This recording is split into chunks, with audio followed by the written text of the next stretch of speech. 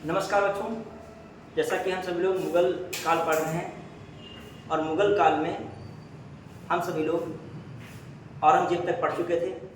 इसके बाद हम लोग मुगल काल में कुछ स्थापत्य कला से जुड़ी हुई चीज़ें देखेंगे, प्रशासन से जुड़ी चीज़ें देखेंगे और साहित्य से जुड़ी चीज़ें देखेंगे। तो बच्चों हम लोग देख रहे हैं, पहला पॉइंट है आपका मुगल प्रशासन के दौरान जिले को किस नाम से जाना जाता है। ठीक है, पहला क्या, मुगल प्रशासन जिले को किस नाम से जाना जाता है। पहला क्वेश्चन, मुगल प्रशासन के दौरान जिले को किस नाम से जाना जाता है। आहर है, विषय है, सूबा है, सरकार है। क्या रखेगा, मुगल प्रशासन में जिले को क्या कहते थे, सरकार कहते थे। याद कीजिएगा, राज्य को क्या कहते थे, सूबा कहते थे, जिले को सरकार कहते थे। जिला और गांव के बीच में एक इकाई थी, या कह लीजिए जिला के नीचे आता था परगना, और परगना और जिले के बीच एक इकाई थी, ये सरकार के बीच इकाई थी, इसको कहते थे चकला कहते थे। क्या कहते हैं, चकला। थोड़ा समझना, सबसे बड़ा क्या होता था, सूबा। सूबा से नीचे कौन होता था, सूबा में नीचे क्या होता था, सरकार, और सरकार से नीचे कौन होता था, परगना। ठीक है, परगना। ठीक है, और परगना के बाद आपका क्या होता था, गांव। याद रखेगा, ये चलता है मामला। और विजयनगर साम्राज्य देखते हैं तो मंडलम सबसे ऊपर, राज्य को क्या कहते थे, नीचे साउथ में मंडलम, उसके नीचे जो गांव होते, जो आपके जिले होते थे, उन्हें क्या कहा था, नाडु कहा था। क्या कहते थे विजयनगर में, जिले क्या कहते हैं, नाडु। क्या कहते हैं, नाडु। फिर स्थानीय क्षेत्र एक होता था, और फिर उसके नीचे आपका मिलता था गांव। क्या मिलता था, गांव। चलिए आगे देखते हैं। मुगल काल में जनपद जिला क्या कहलाता था, मैंने भी बताया, सरकार कहलाता था। ठीक है, क्या कहलाता था, सरकार। मुगल काल में सेना का प्रधान होता था, मैंने कहा था सेना का प्रधान होता था मीर बख्शी। मीर बख्शी जो शब्द आया है मुगल काल में ही आया है खासकर। क्लियर, क्या रखेगा। हाँ, मुगल काल में मीर बख्शी सैन्य विभाग का प्रमुख होता था। उच्च अधिकारियों समेत सभी श्रेणियों के मनसबदारों की नियुक्ति के आदेश उसी के द्वारा किया जाते हैं। मनसबदार में सबसे पावर किसको बढ़ा दी गई थी, मनसबदारों का मनसब बढ़ाना होता था तो किसकी सिपाही लगती थी, मीर बख्शी की लगती थी। घोड़ों को दागने, सिपाहियों को मुआयना करने का भी काम उसी के जिम्मे था। क्लियर, मीर बख्शी। फिर देखते हैं हम लोग, मुगल शासन में मीर बख्शी का कर्तव्य था किसानों से टैक्स वसूल करना, आय व्यय का लेखा जोखा रखना, न्याय देना, भू राजस्व अधिकारियों का पर्यवेक्षण। भू राजस्व अधिकारियों का पर्यवेक्षण भी कर सकता था मीर बख्शी। ठीक है, जो अगला देखते हैं। मुगल साम्राज्य मूल रूप से एक सैनिक राज्य था। बच्चे, मुगल साम्राज्य मूल रूप से क्या था, एक सैनिक राज्य था। ठीक है, फिर उन्होंने लिखा है केंद्रीय शासन व्यवस्था के विकास की प्राण शक्ति उसकी सैन्य शक्ति पर निर्भर थी। ठीक है, तो मुगल साम्राज्य मूल रूप से एक सैनिक राज्य था, इसीलिए केंद्रीय शासन व्यवस्था के विकास की प्राण शक्ति उसकी सैनिक व्यवस्था पर निर्भर थी। ये बातें क्या है, दोनों सही है। देखिए पीछे 2021 में ये क्वेश्चन आप कर ले। मेन था मुगल, जो देखा होगा आपने, मेन एक सैनिक राज्य था, हर चीज सेना के कारण वो जीत लेते थे। और उस सैनिक व्यवस्था क्या थी, केंद्रीय शासन व्यवस्था के विकास की प्राण शक्ति क्या थी, उसकी सैनिक व्यवस्था थी। मनसबदारी एक प्रकार का क्या था, सैन्य व्यवस्था को स्थापित करना था, हर प्रकार के अधिकारी को सैनिक व्यवस्था से जोड़ रहे थे। ठीक है, तो आगे देखते हैं। निम्नलिखित में से किसे मुगल सेना में चिकित्सक नियुक्त किया गया था, मनुची को नियुक्त किया गया था। किसको नियुक्त किया गया था, मनुची को। याद रखेगा, होता क्या है मामला, मनुची के मामले में देखते हैं। निकोलो मनुची को मुगल सेना में चिकित्सक नियुक्त किया गया था। एक इटालवी यात्री था, इटालियन यात्री था। भारत आकर दारा सिकोह की सेना में तोपची के रूप में उसने नौकरी की थी, और 1659 में दारा सिकोह की मृत्यु के बाद उसने चिकित्सक का पेशा अपना लिया था। तो मतलब समझिएगा, उसके बाद जो है मतलब औरंगजेब के समय वो क्या रहता है, चिकित्सक, और दारा सिकोह के समय क्या रहता है, तोपची रहता है। ठीक है, और किसके समय देखने को मिलता है मनुची, दारा सिकोह के समय। क्लियर, आइए देखते हैं। निम्नलिखित कथनों पर विचार करें। अहदी व घुड़सवार सिपाही थे। अहदी वे घुड़सवार से जिन्होंने अपनी सेवाएं एकाकी प्रदान की थी। सही, उन्होंने किसी सरदार के साथ अपने को संलग्न नहीं किया। सम्राट ही उनका आसन्न करना था, बिल्कुल। जिन्होंने अपने को मिर्जाओं के संलग्न किया, तो आपका जो बन सकता है, इन्होंने दिया है 1 2, देखो 1 3 तो पक्का हो गया है, 4 हो नहीं सकता, क्योंकि मिर्जा तो किसके विरुद्ध रहते थे, बाद में मिर्जा विरुद्ध रहते थे किसके, मुगलों के। अकबर ने मिर्जाओं से तो लड़ाई बहुत की है अकबर ने। ठीक है, तो ये मामला क्या, उन्होंने अपनी सेवा एकाकी प्रदान की। सम्राट ही उनका आसन्न करना था, जिन्होंने किसी सरदार के साथ अपने को संलग्न नहीं किया। जबकि सरदार को संलग्न करते तो सम्राट के साथ क्या रह पाते, तो सम्राट के साथ इसीलिए रह पाए जब किसी सरदार के साथ अपने को उन्होंने संलग्न नहीं किया। मतलब जैसे एनएसजी समझ लीजिए, एनएसजी है, नरेंद्र मोदी पीएम है, तो उनके पीछे एनएसजी की जिम्मेदारी किसकी सुरक्षा करना है, पीएम की। तो ऐसे समझ लिए, जो ये अहदी हैं उनकी मेन टारगेट किसकी सुरक्षा करना है, सम्राट की। क्लियर, तो ये कौन हो गया, 1 2 3। मुगल में मनसबदारों के सैनिकों के अतिरिक्त 2 प्रकार के और घुड़सवार सैनिक थे, अहदी तथा दाखिली। अहदी सैनिक बादशाह द्वारा नियुक्त किए जाते थे, उसके अंगरक्षक के रूप में कार्य करते थे, वही जैसे एनएसजी आजकल, ठीक है, अहदी। यद्यपि इनका मनसबदारों से कोई संबंध नहीं था, किंतु बादशाह के प्रत्यक्ष आदेश से इन्हें मनसबदारों के साथ नियुक्त कर दिया जाता था। ये प्रत्यक्ष रूप से बादशाह के अधीन होते थे। इनकी भर्ती, वेतन, वस्त्र एवं घोड़े राज्य की ओर से दिए जाते थे। इनके लिए पृथक दीवान बख्शी की व्यवस्था की गई थी। एक अहदी घुड़सवार को 500 रुपए वेतन का उल्लेख मिलता है, जबकि एक साधारण घुड़सवार को 12 रुपए से 15 रुपए। सोचो कितना बड़ा पोस्ट है, मतलब सैनिक व्यवस्था में अहदी 12 रुपया पा रहे हैं, ये कितना पा रहे हैं, ठीक है, ये कितने गुना पा गए जाता है। आइएगा, मुगल मतलब 400 गुना लगभग पा रहे हैं, 12 40 गुना लगभग, कितने गुना पा रहे हैं सर, 40 गुना का। मुगल प्रशासन में मुहतसिब था, क्या था, लोक आचरण अधिकारी था। याद रखेगा, छोटे वर्ड सुनते चलेगा। मुहतसिब कौन है, लिख लिया कहीं, लोक आचरण अधिकारी। मुहतसिब, मुहतसिब कौन है, लोक आचरण अधिकारी। अहदी लिख लीजिएगा, अहदी कौन है, बादशाह के अंगरक्षक, बस एक वर्ड में सब आ जाएगा। अहदी कौन थे, बादशाह के अंगरक्षक। और मुहतसिब कौन है, लोक आचरण अधिकारी। मुहतसिब कौन है, लोक आचरण अधिकारी। मध्यकालीन भारत में मनसबदारी प्रथा खास तौर पर इसलिए चालू की गई थी ताकि साफ सुथरा प्रशासन क्या हो सके, लागू हो सके। साफ सुथरा क्या लागू हो सके, प्रशासन लागू हो सके। फिर निम्नलिखित बातों में से कौन एक मुगल मनसबदारी व्यवस्था के विषय में सत्य नहीं है। इसमें 33 वर्ग थे, बिल्कुल थे कि नहीं थे मनसबदारी में, 33 वर्ग थे, मैंने पढ़ाया था। इन्हें मसूद और सशक्त पद प्राप्त होते थे। उनका सवार पद जात पद से अधिक होता था। कभी मैंने कहा सवार जात से अधिक होता था, नहीं, जात होता था सवार से अधिक होता था, सवार जात से अधिक नहीं होता था। यही वाला क्या हो गया, गलत हो गया। समस्त कार्यकारी सैन्य अधिकारियों को मनसब प्रदान किए जाते थे, तो कौन सी वाला क्या हो गया, गलत हो गया। अकबर ने 40वें वर्ष में जात और सवार जैसे दोहरी व्यवस्था लागू की थी। मनसबदार अपने जात या व्यक्तिगत दर्जे के अनुरूप, जिससे जात के आधे सवार रखना अपेक्षित था। दूसरी कोर्ट में जिससे जात के आधे जाके कभी कभी ऊपर, कभी भी ऊपर नहीं हो, उसके दर्जे की पहली कोर्ट में जात के आधे, मतलब जात जितने लेवल में आपका पद है, दर्जा दिया गया, रख सकते हो, ठीक है। उससे और फिर दूसरी कोर्ट में उससे कम, फिर क्या रख दिया उन्होंने, ठीक। अब 100 से 100 यदि जात है तो आपका कितना रखना है, कितने हो सकते, 50 से 100, आधे से कुछ। दूसरी स्थिति में क्या हो सकता था, इससे क्या कम, आधे से पूरे के बराबर, बीच के। फिर आइए मुगल मनसबदारी व्यवस्था के बारे में कथनों पर विचार कीजिए। कह रहे थे, ये सब मैंने समझाया, जात सवाल बहुत आराम से अच्छे से समझाया, ठीक। अधिकारी होते थे, बिल्कुल गलत, मैंने कहा था अनुवांशिक अधिकारी नहीं होते। दीवान कार्यालय द्वारा उनको वेतन दिया जाता था, बच्चों जरूरी नहीं दीवान कार्यालय, देखो तभी गलत है। 1 और 3 क्या है, सही है। जाकर उनको जागीरें दिया करते थे, क्या दिया, से जागीर कहते थे, और बाद में वही जागीर कम होती चली गई,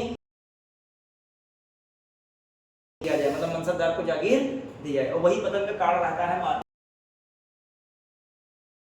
मुगल भारत के संदर्भ में जागीरदार और जमींदार के बीच क्या अंतर है। जागीरदारों में भूमि आवंटन का अधिकार था, जबकि जमींदारों के पास राजस्व अधिकार होते थे, उन पर राजस्व होती थी। फिर आइए, जमींदारों को किए गए भूमि आवंटन वंशानुगत होते थे और जमींदारों के राजस्व अधिकार वंशानुगत नहीं। उन्होंने केवल 2 लिखा है, ना तो 1 ना तो 2। अब देखिए क्या है, प्रशासन अधिकारी होता था। मनसबदार को सैन्य प्रशासनिक व्यय तथा वेतन भुगतान होता था। जिन मनसबदारों को जागीर प्राप्त होती थी वे जागीरदार कहलाते थे, इन्हें प्राप्त होते थे, तथापि इनके भूमि केवल। इसके विपरीत जमींदार पहले से ही चले आ रहे बड़े भूधारक होते, राज्य को देना होता था, जिसके बदले में लगभग 10 से 11 राजस्व अधिकार वंशानुगत होते थे। इनका मुख्य उत्तरदायित्व तो राजस्व उगाही होता था, परंतु इसके देते थे। अपने क्षेत्र में कानून व्यवस्था बनाए रखने तथा विद्रोही तत्वों से निपटने में राज्य अपने सैनिक संसाधन भी राज्य को उपलब्ध कराते थे। इस प्रकार प्रश्न था, देखिए क्या क्या मामला इसमें दिया है। में भूमि आवंटनों का अधिकार होता था, ठीक है, जबकि उगाही को छोड़कर अन्य कोई दायित्व को पूरा करने की गलत है। वो तो सही है, जागीरदारों के पास न्यायिक और पुलिस दायित्व के वजह भूमि आवंटन का अधिकार, जागीरदारों के पास राजस्व अधिकार तो होते थे, उन पर अन्य दायित्व को पूरा करने की बाध्यता नहीं होती थी, बल्कि होती थी, ठीक है, और भी खिदमत करते थे, मतलब राज्य की सेवा में लगे रहते थे। लिखा भी होगा, फिर दिखा है, जागीरदारों को किए गए भूमि आवंटन वंशानुगत नहीं होता था। ये बात क्या है? गलत है। जागीरदारों को वंशानुगत कहां? जागीरदार किस वंशानुगत था क्या? और जमींदारों के राजस्व अधिकार वंशानुगत होते थे। तो पहला से फिर आइए,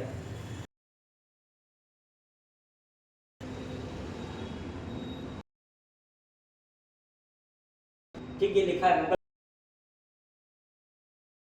को सैन्य प्रशासनिक व्यवस्था वेतन के बदले नगद या जागीर के रूप में जागीरदार कहलाते थे। न्यायिक प्रशासनिक दायित्व इनके अधिकार में होते थे।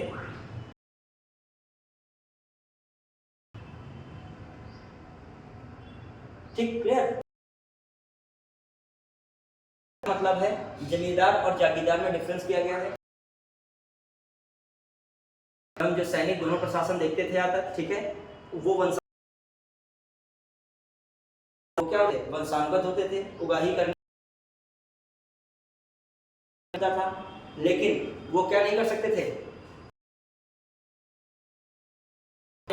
कि वो राज्य की खिदमत भी करेंगे, जरूरत पड़ने पर सैनिक व्यवस्था भी। अगला क्वेश्चन, मुगल काल में भारत में राज्य हर एक शासन की आय का छोटे समय प्राचीन काल में भू राजस्व को बढ़ाकर 50 में लिया गया था। सामान्यतः मुगल काल में 50% तक हो गया था, ठीक है। भू राजस्व मूल मुगल प्रशासनिक शब्दावली का भू राजस्व का ही होगा। देखते हैं आप क्या है, भू राजस्व का, ठीक है, बना था, उसका किसका उल्लेख है? उससे संबंध भू राजस्व संबंध। जहांगीर ने अभी हाल ही में किस राज्य ने तंबाकू के निषेध दिवस कब था? कल था, 31 मई 1905 में तंबाकू भारत लाया गया था। इसके बाद ही तंबाकू भारत के वर्षों, हाँ, कुछ ही वर्षों में तंबाकू पीने के लोगों में इतनी प्रचलित 1617 इसमें जहांगीर ने इसको क्या कर दिया? मदद दे मास इंगित करता था विद्वानों को दी जाने वाली राजस्व टैक्स जो भूमि दी जाती थी उसे क्या कहते थे बच्चों? मदद दे। आइए, मध्यकालीन भारत के ऐतिहासिक समानार्थी था, सरकार के समानार्थी था, सूबा और सरकार के समानार्थी नहीं, लेकिन सरकार के इक्वल नहीं था। चकलाया में आया है। मुगल काल में प्रशासन की सुविधा की वजह से प्रत्येक सरकार प्रत्येक परगने के अंदर अनेक गांव एक नई इकाई क्या बनाई गई थी? चकला। तो अब स्थापित देखिए साझा सूबा के नीचे क्या सरकार, जिले को क्या कहते हैं उसमें सरकार। और आजकल कई गांवों को मिलाकर एक ब्लॉक टाइप का बना जाए, उसको क्या कहते हैं। और परगना के नीचे क्या होता था, गांव या चकला। प्रत्येक परगने के अंतर्गत, ऐसा से प्रत्येक परगने के अंतर्गत अनेक गांव को मिलाकर चकला होता था। कुछ परगनों को मिलाकर क्या कहता है, चकला। यही है का ही है गांव। क्लियर। तो एक सूबा हो गया, एक सरकार हो गया। क्लियर। इंपॉर्टेंट है, फंस जाएगा वहां मामला। तो चकला जो है परगनों का ग्रुप कौन है, चकला। क्लियर। तो परगना चकला कौन है, ग्राम। ठीक है। हाँ, फिर आइए। सरकार के समतुल्य नहीं माना जाएगा। क्लियर। सूबा, परगना और परगनों का समूह चकला। परगना से इतना ज्यादा परगना मिलकर चकला नहीं बन गया कि वो सरकार के इक्वल हो जाए। क्लियर। व्यवस्था के संदर्भ में कौन सा कथन सही है। मनसबदारी व्यवस्था राज्य के कुलीन, ठीक है। फिर मनसबदारी का पद पैतृक था, एक केवल कौन है, देखिए अच्छा एक क्वेश्चन बन जाता है। बनने प्रारंभ के कुलीन वर्ग का मतलब क्या है, मनसबदारी देता था। कोई योग्यता का आधार मनसबदारी वर्ग से ही संबंधित वो मनसबदारी। जाकर अकबर ने पद दिए, जैसे दे रहा जो श्रेष्ठ जिनको मुस्लिम मान रहा है,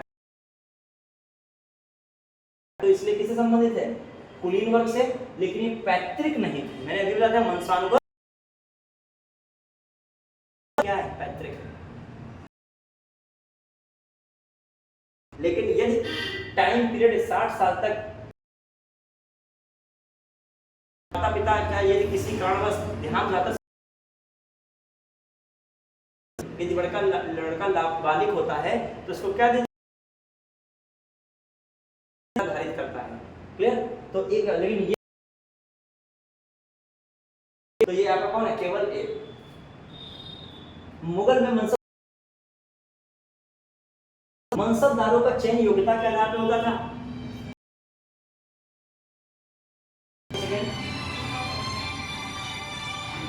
योग्यता के आधार इस बात को भी देख रहे, ठीक है, अभी देखेंगे इस बात को। फिर मनसबदारों का, ठीक है, देखते हैं। चलिए, मनसबदारी व्यवस्था मुगल प्रशासन मुख्यतः मनसब चयन में योग्यता ही, मैंने जब पढ़ा था कोई उसमें टेस्ट टाइप का कुछ ऐसा नहीं होता था, और होता नहीं होती थी। मेन जो अकबर का क्या होता था, खास होता था, उसी को क्या दिया थे, तो है। लेकिन वैसे रियलिटी में योग्यता कोई है नहीं, कोई परीक्षण ऐसा नहीं, तो उनको इतना मनसब दे दिया। अब आए शिवाजी है, तो शिवाजी से ज्यादा उसके लड़के को मनसब दे दिया। शिवाजी आ गए, तभी तो शिवाजी गुस्साए थे। तो इस आधार बादशाह की इच्छा पर निर्भर करता है किसको हम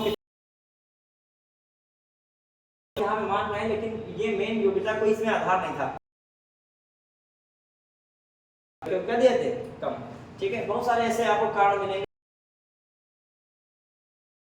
जो मतलब अकबर का करीबी, उसको मनसब क्या दिया जाएगा, की मनसबदारी दे दी। किसने, शाहजहां ने। केवल लड़का है।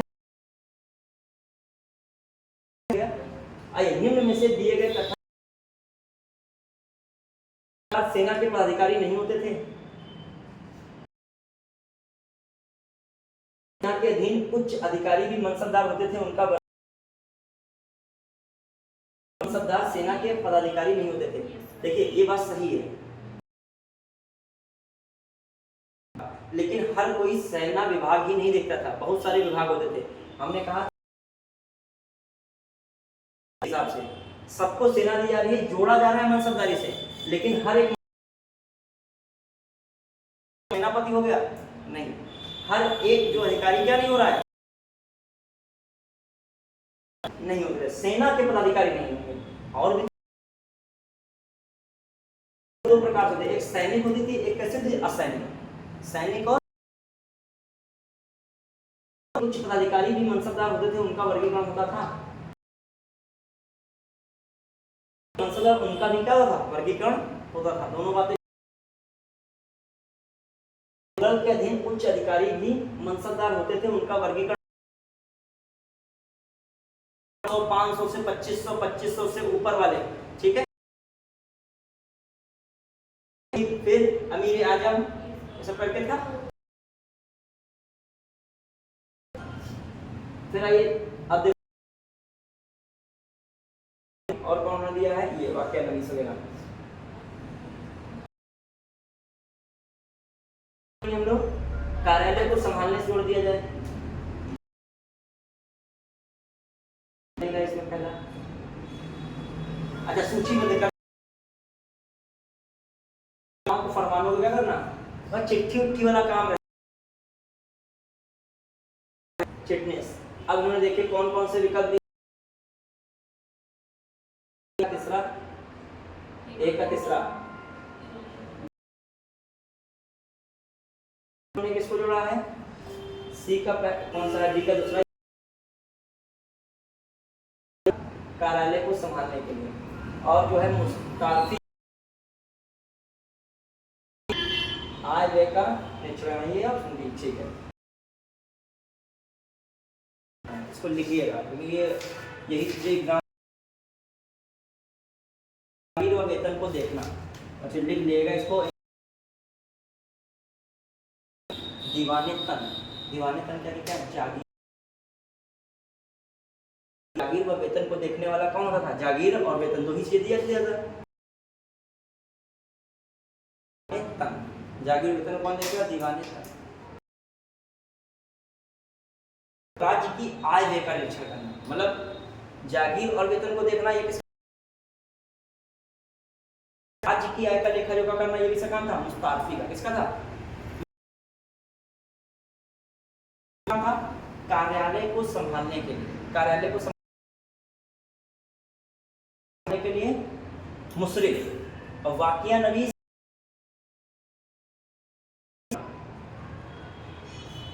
अब एक बार तन आ रहा है, फिर मुशर्रिफ आ रहा है, और फिर कौन है, वाकिया नवीस है। तो दीवाने तन, फिर मुस्तारफी कौन है, कौन है, कार्यालय की देखरेख करना, संभालना है। और कह सकते हो फरमान है, उनको क्या करना, सूचीबद्ध करना। याद रखेगा, बढ़े किसमें, 20 में आया हुआ रिपीटेशन मार सकता है, ठीक है। जागीर और वेतन की देखरेख करना, दीवाने तन के बाद मुस्तारफी, राजकीय आय का कौन हो गया, जो है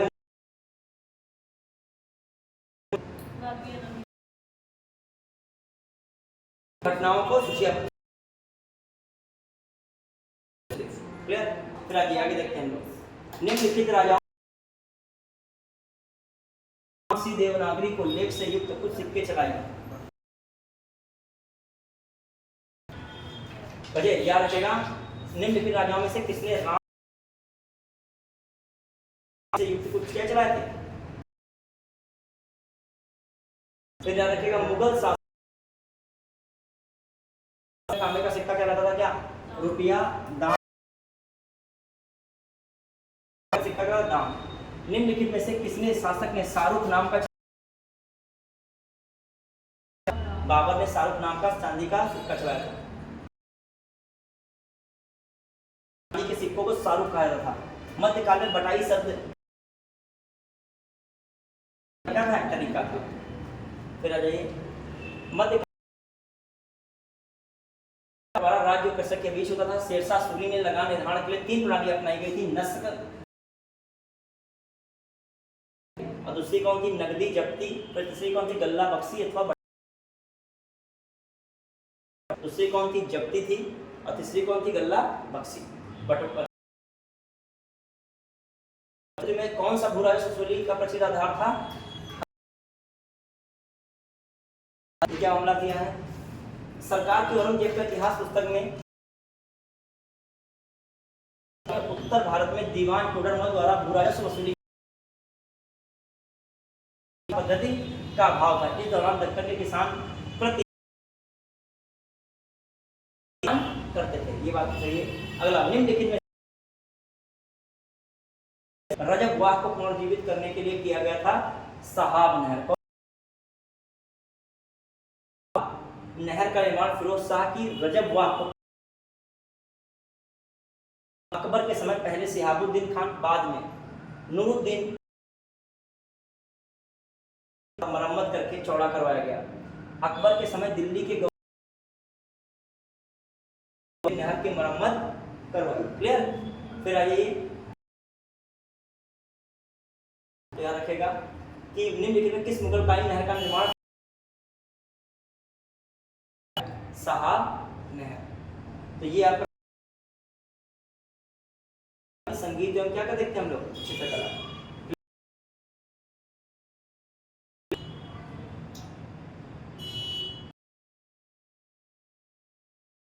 किस मुगल शासक ने चित्रकारी के लिए कारखाने चित्रकारी के लिए कारखाने बनवाए थे? लोग वहां पे जहांगीर बात किसने की चित्रकारी की? हुमायूं ने। तो जहांगीर के समय चरमोत्कर्ष निगार खाना, जबकि अन्नू मनुजा की खाना कारखाना बनवाया था जो उसकी पुस्तकालय से जुड़ा था। ज्ञातव्य कि बिहार लोक सेवा में प्रारंभिक माना, लेकिन वैसे कौन है? हुमायूं, एनसीईआरटी के अकॉर्डिंग। चित्रकला की कलम से किस कलम पर मुगल चित्रकला का प्रभाव नहीं पड़ा? राजस्थानी भी है, कांगड़ा है। कांगड़ा मुगल चित्रकारी है, पहाड़ी मुगल चित्रकारी है। कौन नहीं है? कालीघाट नहीं है। इसके द्वारा किया गया था अब्दुल समद और मीर सैयद। अकबर ने अनेक ग्रंथों को चित्रित करवाया, जिसमें सर्वप्रथम दास्तान अमीर हमजा हुमायूं के काल में बदायूनी और शाहनवाज खां के अनुसार इसे तैयार करने में लगभग सैयद अली, बाद में अब्दुल समद की देखरेख में 50 चित्रकारों ने इसे, ठीक है। हाँ, फिर आइए, करीब 14 चित्र हैं या के चाचा के वीरतापूर्ण कारनामों का उल्लेख करता है। पहले सैयद जो है सैयद अली था, बाद में किसने? तो अब अब्दुल समद, और पहले किसकी देखरेख में बना? तो मीर सैयद अली के समय प्रारंभ हुआ और बना किसके? हमजा। अमीर हमजा कौन थे? हजरत मोहम्मद के। इससे क्वेश्चन और भी आया होगा कहीं ना कहीं। दास्तान अमीर हमजा जहांगीर के समय आए थे। क्लियर? और मुगल सम्राट के राज दरबारी थे, किसके समय थे? ठीक है, क्या है प्रश्न विकल्प? दसवंत बसान अकबर इतना प्रभावित हुआ कि उसने इसे अपने समय के लिए अग्रणी चित्रकार मानसिक रूप से क्या हुआ? विक्षिप्त हो गया, आत्महत्या कर ली थी। तो क्वेश्चन है किस चित्रकार ने हत्या कर ली थी? किसका नाम है इसका? दसवंत। क्या नाम है इसका? अकबर चित्रकारों के नाम में अबुल दसवंत है, बसावन है, केशवलाल है, मुकुंद है, मिसिकन है, सावन है, हरिवंश आदि हैं। तो दसवंत और बसावन, केशवलाल फारूक हैं, जगन है, महेश हैं, ठीक है। यूरोपीय चित्रकारी का प्रवेश किसके दरबार में हुआ था? अकबर। कला का प्रवेश पुर्तगालियों के माध्यम से होता, जिनसे मुगल चित्रकारों ने दो आगे दिखने वाली वस्तुओं को छोटे आकार में। अकबर के शासनकाल में यूरोपीय चित्रकला का प्रभाव किस पे पड़ा था? मुगल चित्रकला। यूरोपीय शैली का चित्रकार था अकबर के समय। कला का क्या कहा जाता है? स्वर्णकाल कहा जाता है अकबर के समय। आईने अकबरी में इसका जिक्र हुआ है। और यूरोपीय किसके समय पड़ा? अकबर के समय। छोटी सी याद रखेगा। निम्न में से अब्दुल समद, अबुल हसन, आका रिजा। अब्दुल समद तो बचेंगे नहीं, अकबर तक ही रहेंगे। अबुल अली का भी मामला तो नहीं रहेगा, चार तो पक्का नहीं होगी, ऑप्शन देखते रहते हैं।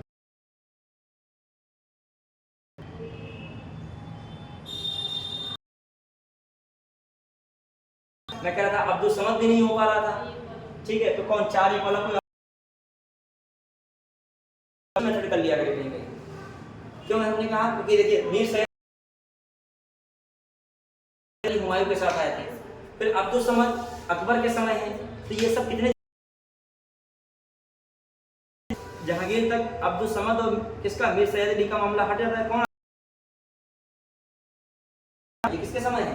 जहांगीर के समय, याद रखेगा। हाँ, बिशनदास नाम रखेगा, हिंदू चित्रकारियों को जरूर रखेगा। बिशनदास उनमें है, जहांगीर में, अकबर में, क्लियर। और मीर सैयद अली किसमें? हुमायूं में, क्लियर। मिशिगन किसमें? अकबर में। जगन किसमें? अकबर में। बसंत बसावन किसमें? अकबर में। यहाँ पर कौन है? अबुल हसन, मंसूर जमा की उपाधि, उस्ताद मंसूर, नादिरुल भी हैं, ठीक है, आका रिजा भी हैं, मोहम्मद नादिर भी हैं। जहांगीर के समय प्रमुख चित्रकार थे। मीर सैयद अली और अब्दुल समद ने हुमायूं के समय में मुगल चित्रकला ने किसके शासनकाल में उन्नति की? बच्चों एक बार मनोहर भी नाम आता है, मनोहर देखना। कारिजा, मनोहर और बिशनदास,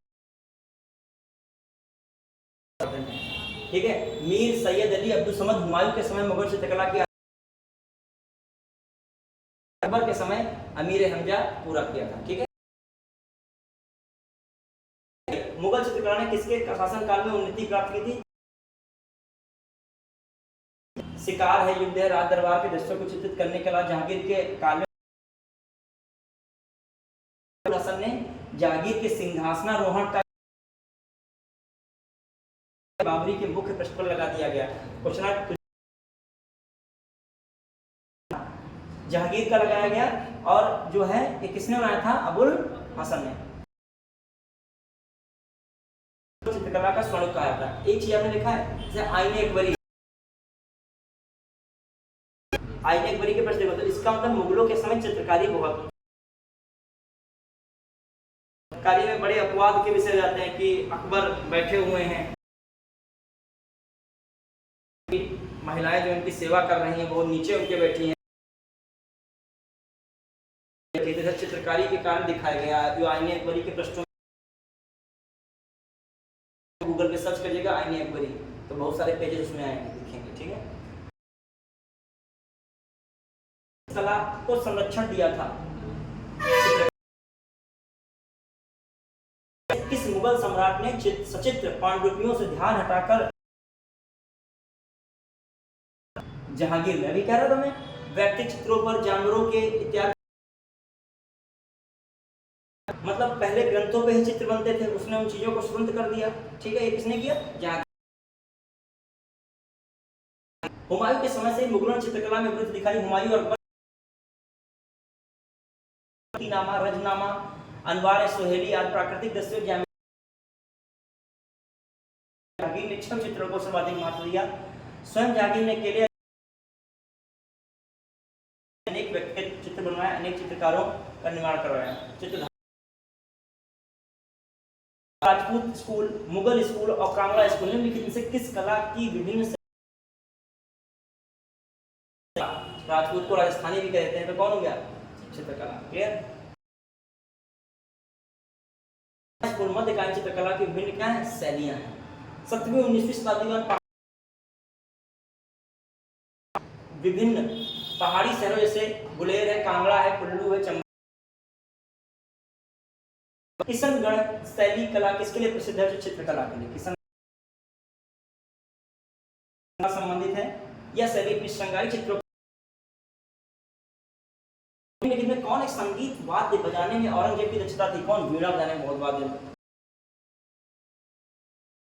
पर वो रोक लगाने का प्रयास करता था, रोक लगाया भी था। संगीत को इस्लाम विरोधी मानकर उस पर पाबंदी लगा दी थी। उसी के काल जिसने रोक लगाई उसी में क्या लिखी गई? फारसी भाषा में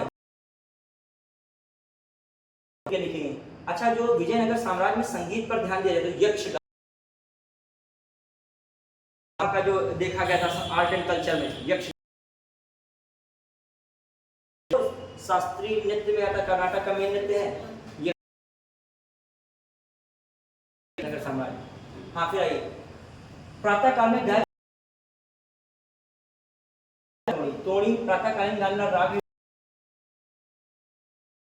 तानसेन, बैजू बावरा और गोपाल नायक जैसे संगीतज्ञों ने स्वामी हरदास चर्चा चल रही थी, किससे प्रशिक्षण प्राप्त किया था? हरिदास से। हरदास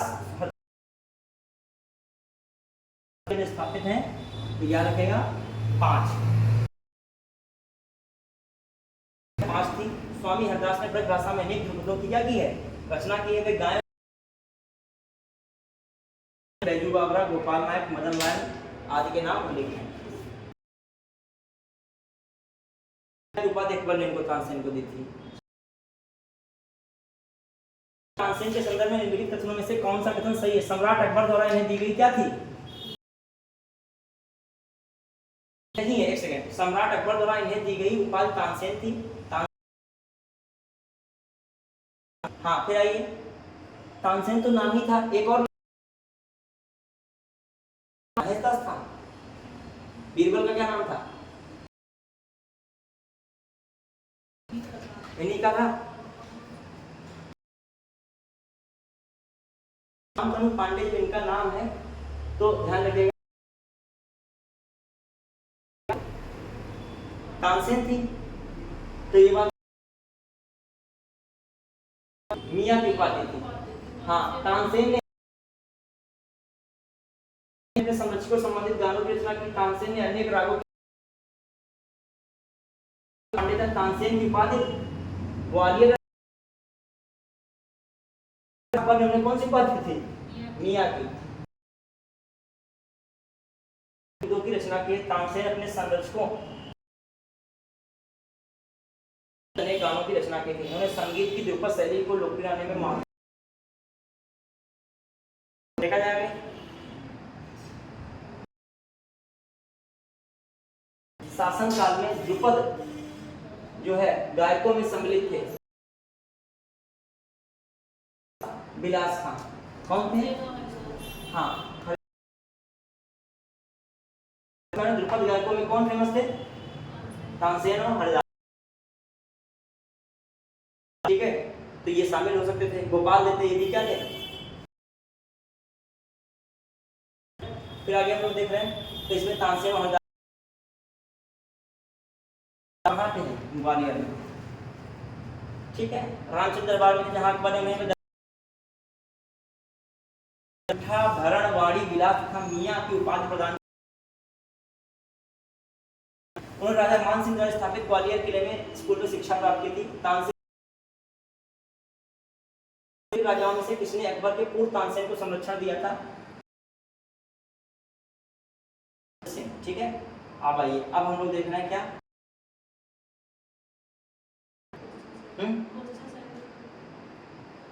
हाँ, निम्नलिखित में से कौन हिंदुस्तानी संगीत के क्षेत्र में महान नहीं था? राजा मान सिंह तोमर, सदारंग, माल गुर्जरी। कौन नहीं थे? माल गुर्जरी। देख लेगा। हिंदुस्तानी संगीत क्षेत्र के महान विभूति, जबकि माल गुर्जरी संगीत सिंह तोमर ने किया था। तो माल गुर्जरी याद रखिएगा। संगीत कौन कर रहा? राजा मान सिंह तोमर कर रहे हैं। तो हिंदुस्तानी संगीत के क्षेत्र में ये सब थे, लेकिन माल गुर्जरी क्या है? एक राग। निम्नलिखित जो हिंदू किस मुगल की थी? अकबर ने। याद रखिए, क्वेश्चन बन सकता है शिक्षा कौन प्राप्त कर रहा है? हिंदू संगीत शिक्षा कौन प्राप्त कर रहा है? फिर आइए जो है मुगलकालीन साहित्य में उनको देख रहे हैं। एक बार इनको देख लेते हैं। यहाँ पे निजामुद्दीन अहमद निजामुद्दीन अहमद कौन है? तबकात ए अकबरी। तारीख शेरशाही बहुत इंपॉर्टेंट है। अब्बास खां सरवानी। अब्बास खां सरवानी क्या है? तारीख शेरशाही। तारीख शेरशाही कौन है? एक ही नाम है, ठीक है। फिर ख्वान मीर कौन है? कानून हुमायूनी है। कानून दिलकुशा बहुत पुस्तक पूछी जाती है। नुस्खा ए दिलकुशा किसकी है? बहुत फेमस है। आलमगीर नामा, मोहम्मद काजिम आलमगीर नामा। मिला हुसैन की कौन है? मुख्तरीन है। गुलाम हुसैन कौन है? सियार ही है, कोई दिक्कत नहीं। इनायत खान की याद रखेगा। फिर चंद्रभान ब्राह्मण की कौन है? चहार चमन है। मुतबिक खान, इकबाल, इनायत खान, शाहजहांनामा, साले की साले, मोहम्मद काजिम आलमगीर कौन है? दिलकुशा, ठीक है। नासिर सरवानी शेरशाही। फिर कौन है? अकबरी। याद रखिए, तबकात अकबरी। आईने अकबरी किसकी? निजामुद्दीन अहमद। के बाद किसने किया था? लेडेन और रस्किन। याद रखेगा। बाबरनामा का अंग्रेजी अनुवाद कौन करा? लेडेन एवं रस्किन। पूछ ली जाती है चीजें। तुजुक का फारसी अनुवाद कौन है? बाबरनामा है, ठीक है। तुजुक में क्या कही जाती है? तुजुक बाबरी। और फारसी में अनुवाद इसका क्या कहता है? बाबर। अब्दुल रहीम खान खाना ने फारसी में इसका अनुवाद किया, जबकि बाबर। एक और लाइन लिखेगा, फारसी में अनुवाद पूछ सकता है जब वो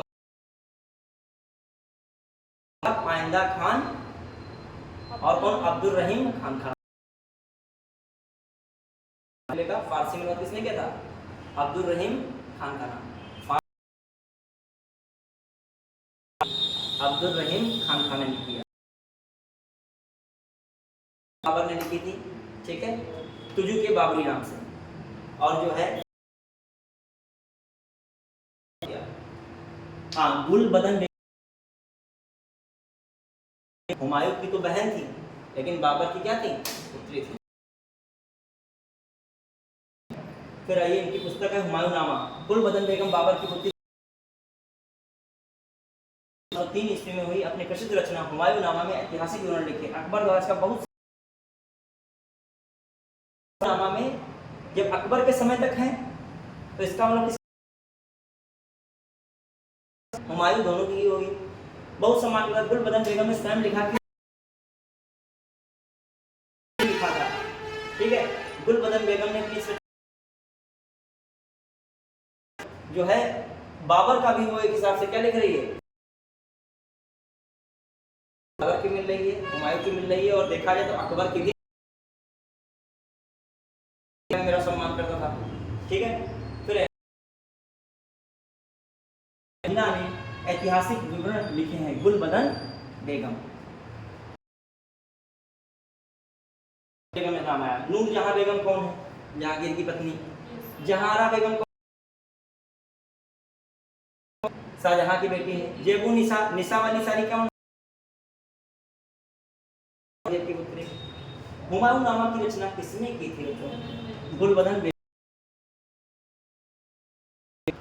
हुमायूं नामा की रचना किसने की थी? कैसे? कोई नहीं, गुलबदन बेगम। दिल्ली का वह शिक्षा केंद्र जो मदरसा बेगम जो बनवाया था, किसने बनवाया? महम अनगा ने बनवाया था। लिखना चाहिए, लिख लेगा। खैरुल मंजिल अथवा खैरुल मंजिल नामक मदरसे के मदरसा ए बेगम लिखेगा और मदरसा ए बेगम के साथ साथ ऑब्लिक लगा के खैरुल मंजिल लिख लो, चाहे खैरुल मंजिल। ये किसका नाम? महम अनगा। पुराना किला के पास, दिल्ली में पुराने किले के पास।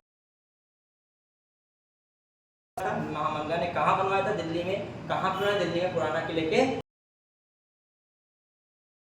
मंजिल।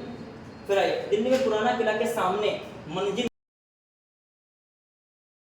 2018 में, और ये क्वेश्चन आया था 2012 में। देखो 6 साल बाद फिर रिपीट कीजिए। किसने बनवाया था? महम अनगा। बात कहता है, लिख लीजिएगा एक लाइन। ये तो उपदेश का फारसी में अनुवाद कौन कर रहा है? फारसी में अनुवाद, हितोपदेश का फारसी में अनुवाद किसने किया था? ताजुल माली।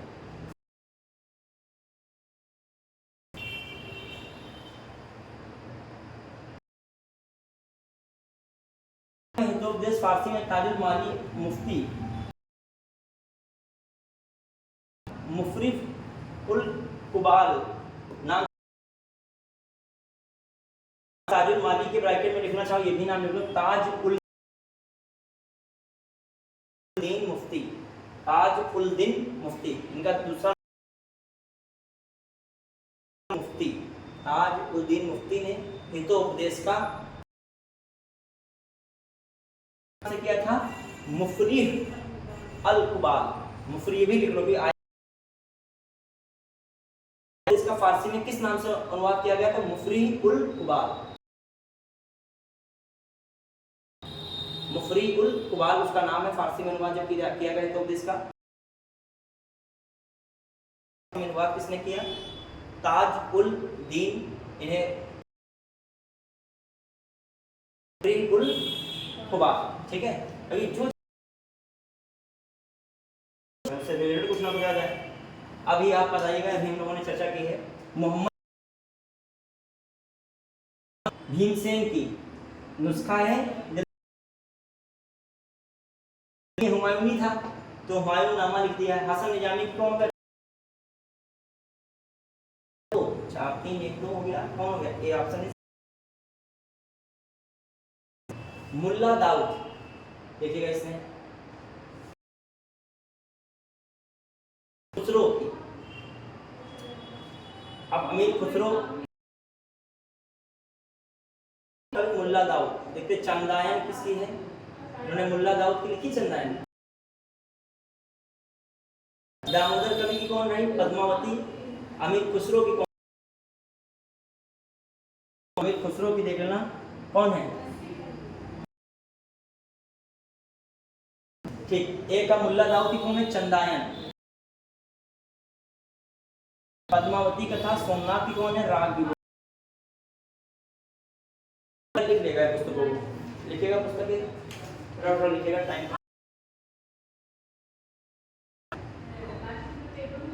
मुल्ला दाऊद, चंदायन। दामोदर कवि कौन है? कौन है? राग विबोध है। सोमनाथ कौन है? राग विबोध है। अमीर खुसरो कौन है? आशिका। कौन है? आशिका। अमीर खुसरो कौन है? आशिका। क्लियर? चंदायन दामोदर कवि, ठीक है। सोमनाथ कौन है? राग विबोध है। जो है एक बार फॉलो करेगा कि हमसे, ठीक है। हाँ बढ़िया।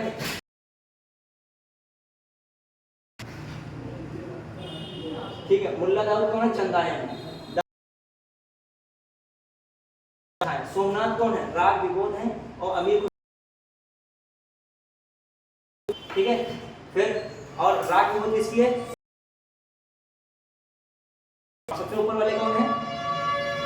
मुल्ला दाऊद चंदायन। क्लियर? याद? एक सेकंड, दामोदर कवि कौन लिखा? राग विबोध लिखा है। सोमनाथ की पद्मावती। अमीर खुसरो की देखना कौन सा विकल्प में बताया है? बी का तीसरा, ए का तीसरा है। देखो इसमें कौन दिखा रहा है इनको, कीजिएगा, देखिएगा राग विबोध, गूगल चेक कीजिएगा। एक सेकंड,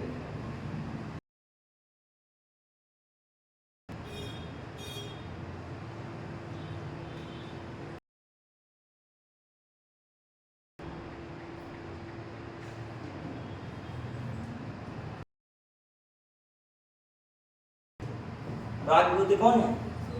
सोमनाथ। याद है, सोमनाथ आया था बहुत पहले। राग विबोध कौन है? सोमनाथ, ठीक है। दामोदर कवि कौन है? पद्मावती कथाई। क्लियर है? यदि यूपीपी से 2019 में आया है, कहीं से रिप्रेशन मार सकता है, ठीक है। तो इसमें आलमगीर नामा किसकी है? निजामुद्दीन अहमद, तबकात अकबरी निजामुद्दीन अहमद, चहार चमन चंद्रभान खां, और शाहजहां नामा किसकी थी? इनायत खां, ठीक है। तबकात अकबरी मोहम्मद निजामुद्दीन अहमद, तारीख निजामी भी कहते हैं इसे, निजामुद्दीन अहमद। फिर आइए निम्न मुसलमानों में से जानते हो? अब्दुल रहीम खान ने पढ़ाया था।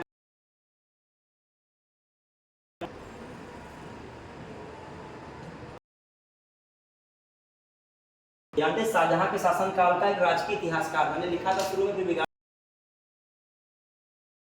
अब्दुल हमीद लाहौरी। अब्दुल हमीद लाहौरी है, किया है, उन्होंने वर्णन किया है। उसने अपनी पुस्तक, बच्चे याद रखें, बादशाह नामा के आगे लिखेगा डी एस उठा के न रख दें, ठीक है।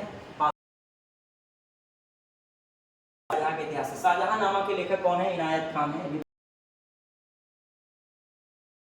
बाबर, तुजू के बाबरी ही सही है, हुमायूं हुमायूं नामा नहीं है, गुलबदन। और तबकात अकबरी जानते हो कौन थे? निजामुद्दीन अहमद, ठीक है।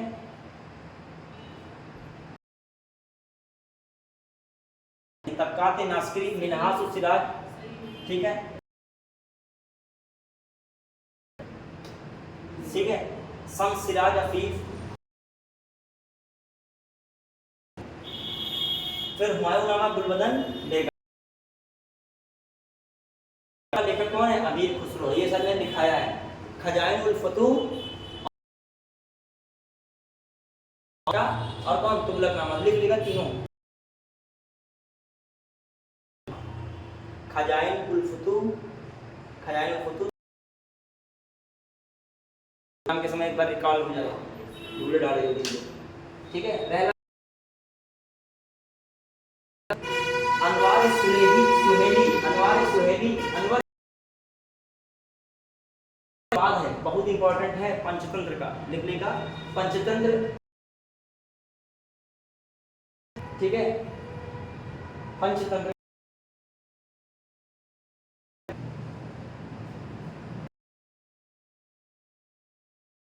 ठीक। अनुवाद मुल्ला हुसैन ने किया। पंचतंत्र का सुहेली नाम से, अनवर सुहेली नाम से किसने किया था? और आयर ए दानिश के नाम से पंचतंत्र का, पंचतंत्र के दो लिखेगा, एक तो अनवर से हो रहा है अनुवाद, और दूसरा कौन है? दूसरा भी इससे ज्यादा इंपॉर्टेंट है, दानिश। कहीं एकदम इधर उठा के आयर दानिश ना कर दे, आयर है कोई, ठीक है, मुल्ला हुसैन है, और ये कौन है? अबुल फजल। तो पंचतंत्र जानते विष्णु शर्मा, अनवार सुहेली नाम से जो अनुवाद किया किसने? और दानिश से आयर योग वशिष्ठ का निजामुद्दीन पानीपत द्वारा फारसी में अनुवाद किया गया। निजामुद्दीन पानीपति द्वारा फारसी में अनुवाद, तो ये भी लिखेगा योग वशिष्ठ का फारसी में अनुवाद, निजामुद्दीन पानीपत रवि का जो है फारसी में अनुवाद किसने किया? अकबर। अबुल फजल द्वारा अकबरनामा पूरा किया, हाँ, कब पूरा किया गया था? 7 वर्ष में अकबरनामा पूरा किया गया। बढ़ रहा है, बढ़ा के चलिए अगला क्वेश्चन। लिखी गई थी बच्चों आईनी अकबरी, अब्दुल कादिर अकबरी किस द्वारा लिखी गई थी? अबुल फजल द्वारा। किसके द्वारा लिखी गई थी? आईनी अकबरी, तीसरा भाग है, ठीक है।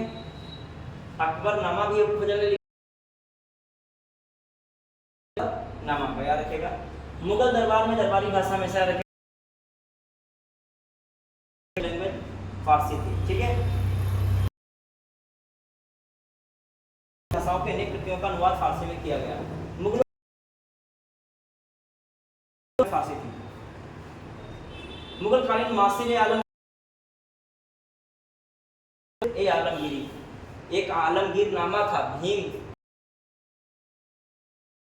कौन है? मासिर ए आलमगीरी। तो किसकी है मासिर ए आलमगीरी? फिर हम लोग पढ़ रहे हैं भीमसेन कायस्थ की कौन सी पुस्तक, ठीक है। चंद्रभान ब्राह्मण की कौन है? और जो ईश्वर, एक सेकेंड, नागर, एक सेकेंड, अब इसमें जो है बदल सकता है मामला। बी का वन दिलकुशा भीमसेन है, अभी मैं वो चर्चा कर रहा था।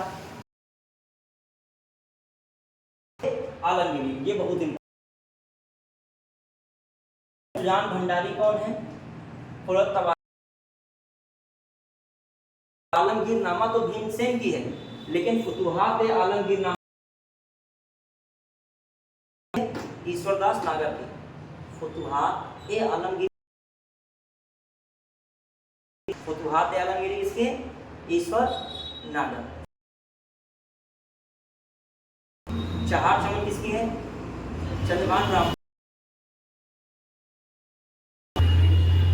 आलमगीर नामा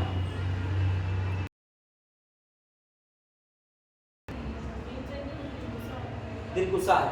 आलमगीर नामा किसकी? निजामुद्दीन अहमद की तो वो थी आपकी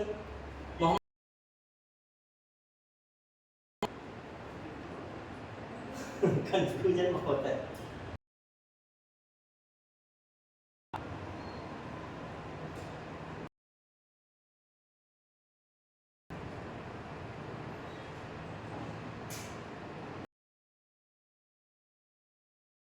मोहम्मद काजिम में बोला मोहम्मद काजिम, ठीक है। मोहम्मद की है, ठीक है। आलमगीर नामा मोहम्मद काजिम है। फुतुहात आलम, ठीक है, बहुत कह दो उसको आइएगा। क्या था? एक प्रकार की फारसी में मध्यकालीन भाषा जिसने नागरीदास के नाम से कृष्ण की प्रशंसा राजा सामंत सिंह। कौन कर रहे हैं? ये भी अच्छा क्वेश्चन बन सकता है। दो बार